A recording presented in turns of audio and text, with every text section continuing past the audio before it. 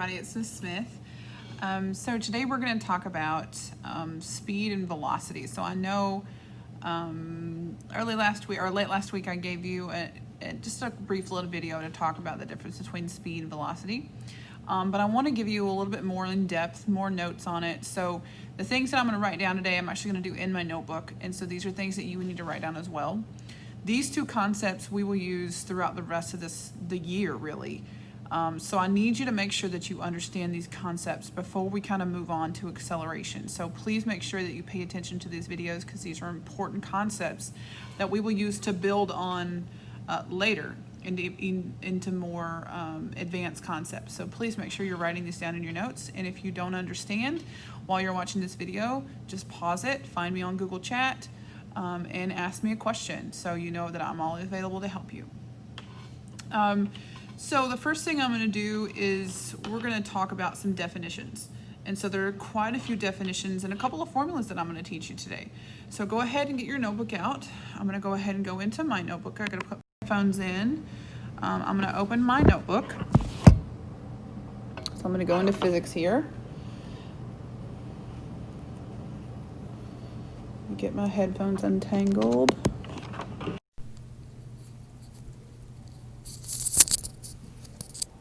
Okay. So I'm going to go ahead and open a new page. And I have quite a few definitions that we're going to go over. So the first thing that I want to talk about is different types of quantities. So the first one I'm going to talk about is a scalar quantity.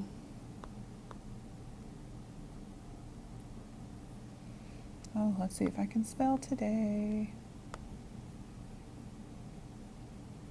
Nope. Try again. Start over.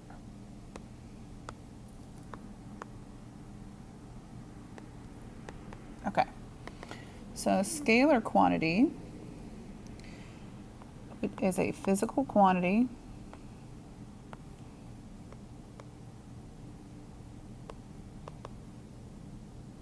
that has a magnitude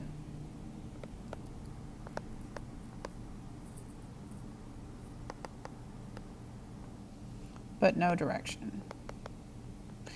Now you're probably just like, okay, Ms. Smith, magnitude's a new word for me. I don't know what that means. You lost me already, Ms. Smith. Okay, magnitude is simple. It's a numerical number. Okay, well, I just said the same thing twice. It's a number. So if you're looking at something like 60 miles per hour, that's the number part. So 60 miles an hour is actually not a scalar quantity, but I was using it as an example, is the literal number in that quantity. Okay, so for example, let's talk about scalar quantity. So these are going to be numbers without a direction. So for example, 75 degrees Fahrenheit. That is a numerical value, and it does not have a direction. Like if you said 75 degrees Fahrenheit north, like that makes no sense whatsoever. Okay, or you said 17 seconds. You said 17 seconds northwest. Okay, no, that's weird. All right, so it's quantities without direction. Now let's talk about vector quantities. You can probably already figure out what these are.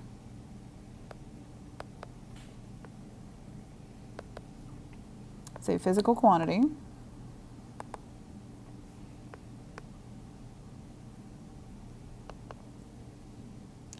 that has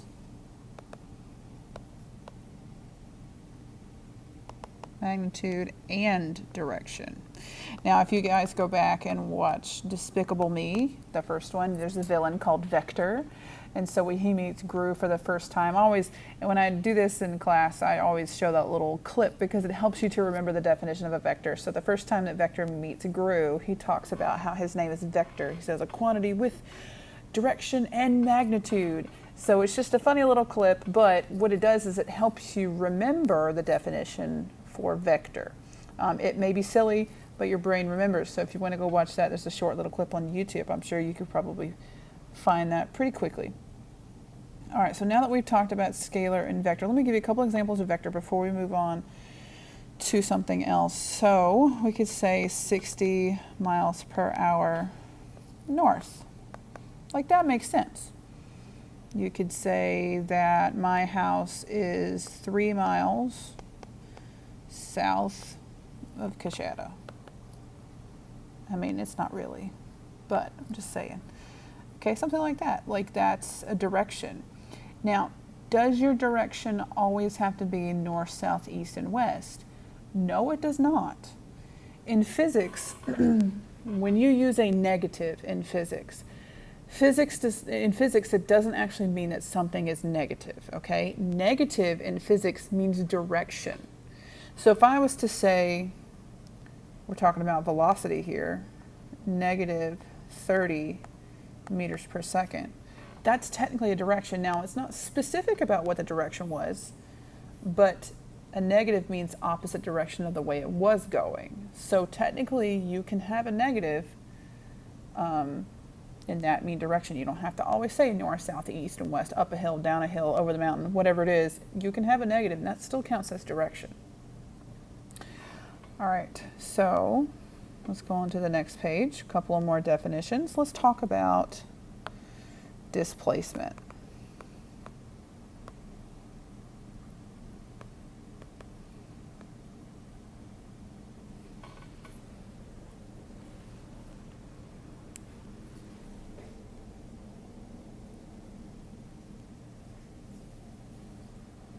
Okay, so displacement is the change in position of an object. Change in position of an object.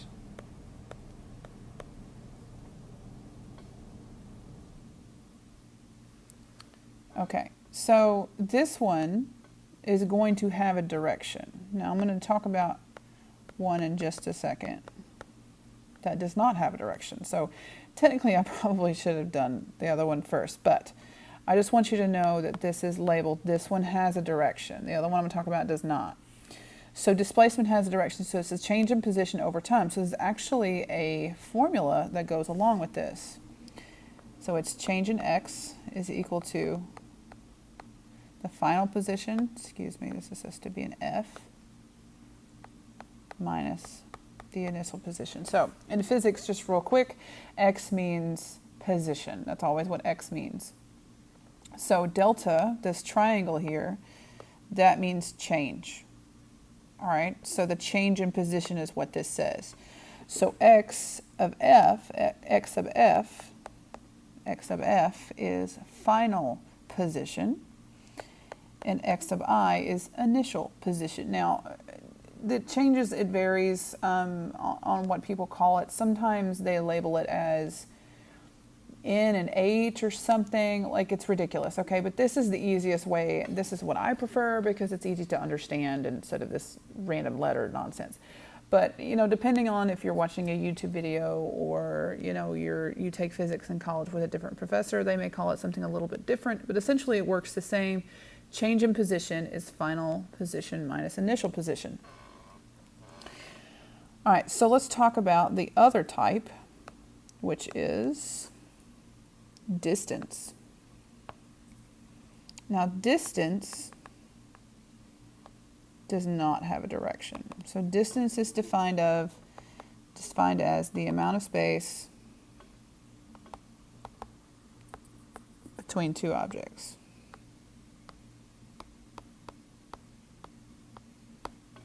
Okay, this does not have direction, so no direction on this one. Oh, I can't get it to fit. Let me try again. No direction.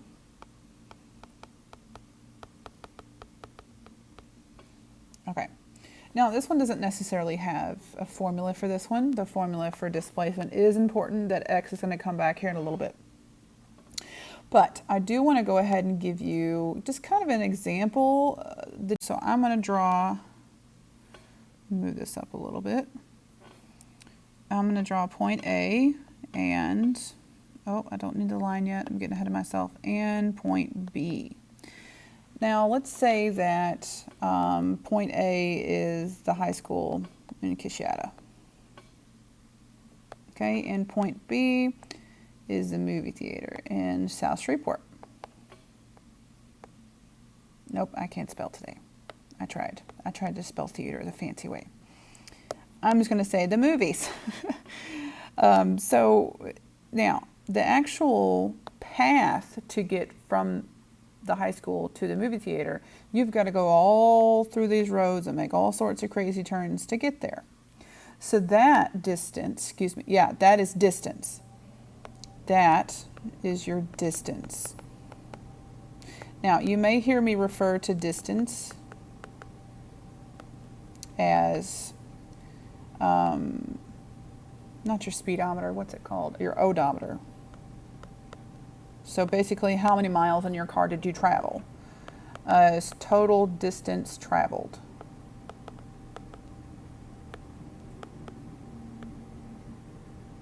Okay, now, if you're talking about the difference between point A and point B, that's going to be your displacement, how far you are from where you started, like a straight shot. This is going to be called as the crow flies. Okay, so you may, like on your online homework, I use these two terms, the as the crow flies and the odometer reading. I do use those in the online homework, so that's the reason why I'm kind of going over them. But if you started in Coshada and you wanted to get there in a straight shot, if you're in a car, you can't really do that because you've got to take all these turns. But if you were to fly between Coshada and the movies, then you could do a straight shot that way. And so that would be displacement, how far you are from where you started. But because you've got to take all these crazy turns and your total distance traveled, that's going to be your distance. Okay, so let's move on. So let me give you an example problem. So let's say here's the 50-yard line. Here's the 40 and the 30. Let's do the 30 on this side. Oh, that's the 40. 40 and the 30, on and on and on. Okay, so football field. So let's say that you started here. Here you are, right here, on the football field, on the 50-yard line. You then go all the way down to the 30-yard line. Then you immediately turn around and come straight back to the 50-yard line. So I'm not going to draw the arrows on top of each other. Let's just say that you didn't actually make this turn right here. Let's just say that you completely went back. You didn't actually turn, you just turned straight around, went back in a straight line. When I draw this, it has to be a little bit different so you can see what I'm saying. But you went back the same direction you went, and you went all the way back to the 50-yard line. Now, if we're talking about distance, total distance traveled. So basically what your odometer reading would say, you have traveled 40 yards. 20 yards there and 20 yards back. That's 40 yards. Now your displacement, however, is 0 yards. Because remember, displacement is how far you are from where you started. Well, you're back exactly to where you started, so your displacement is 0 yards. But remember, the displacement, it needs to have a direction. So let's say that this is south and this is north. You would say 0 yards south because that was the way that you were headed. All right. So let's move on. Let's talk about speed and velocity. Let's cover these things real quick. Speed. Speed is the rate at which someone or something is able to move.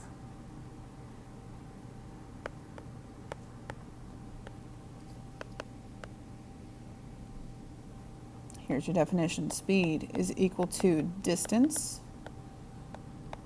divided by time. Now you notice what word I used here. I said distance. If we go back to our notes before, we said that distance has no direction. Okay, so what does that mean for speed? Is speed going to have a direction? No, because my distance does not. And time is a scalar quantity anyway, so time never has a direction. Distance is also a scalar quantity. Distance will never have direction. So this will have no direction. Speed has no direction. That's the big difference between speed and velocity. Speed is a vector quantity. Now, if you wanted to abbreviate this formula, S is equal to D over T. All right, so let's talk about velocity for just a second. Velocity is the speed of something in a given direction.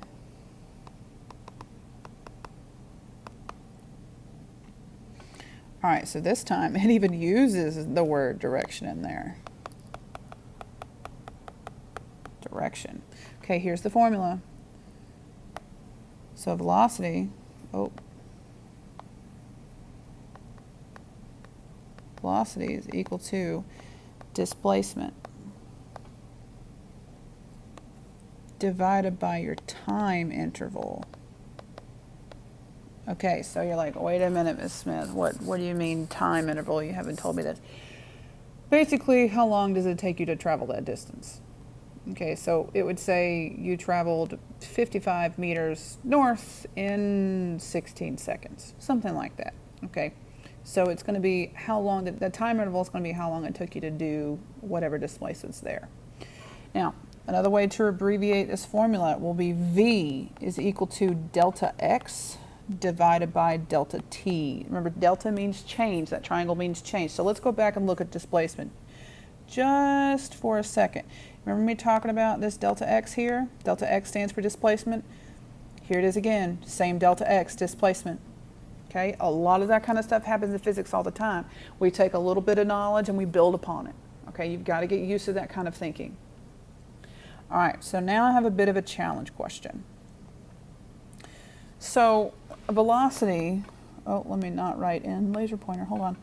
Velocity is equal to displacement over your change in time. All right. So here's the scenario. Let's say this is you. We're looking overhead. There's a drone flying over your head and it's looking straight down on you. So this dot here is you. And you have a yo-yo in your hand and it is flying around your head in a circle. So it's a yo-yo. Here's you. Let's say that you make one revolution. I can't spell. Let's just say one circle. You make one circle all the way around.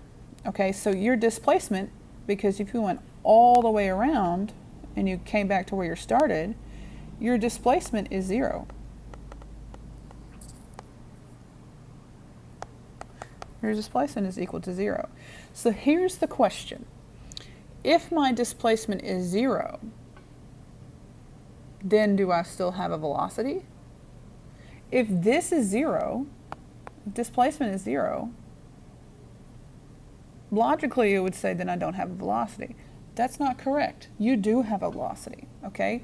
Here is what's weird about velocity. Because velocity includes direction, when you're twirling this thing around your head, at every given second, every point, it is changing directions.